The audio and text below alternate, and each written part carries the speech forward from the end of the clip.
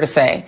But the idea of celebrating a tragedy that resulted in a man being dead, choked his last moments being on the floor of a subway, that's someone's son, that's someone's family member, that's someone's beloved family member. The idea that the right is now turning this into the greatest thing, the greatest act of heroism they've ever seen, and they want to give him the Congressional Gold Medal, and this guy, who apparently is Dinesh D'Souza's son-in-law, which maybe says a lot, lauding him and smirking at the death. Your thoughts?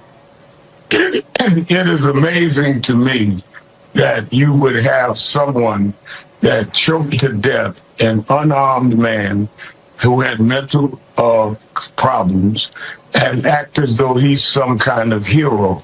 The clear message is that you are now giving legitimacy to vigilantism, and it could make others feel that they can take the law into their own hand.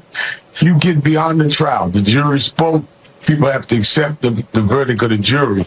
But to make a folk hero or a political star out of someone that killed an unarmed man who didn't physically assault anybody, who didn't threaten anybody, he was acting unruly. He might have been something that made people uncomfortable in their car.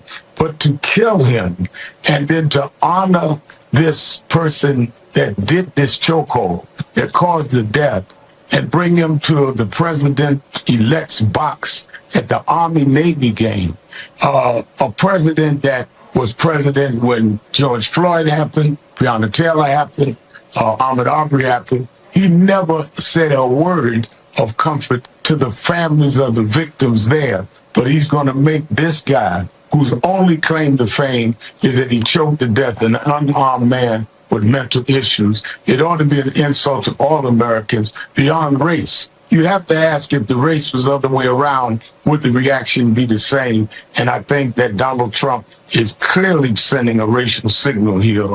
And I think a lot of those that have fell in line are comfortable with that. That's frightening. And how do you feel about that, Max Rose, as a military veteran yourself? You know,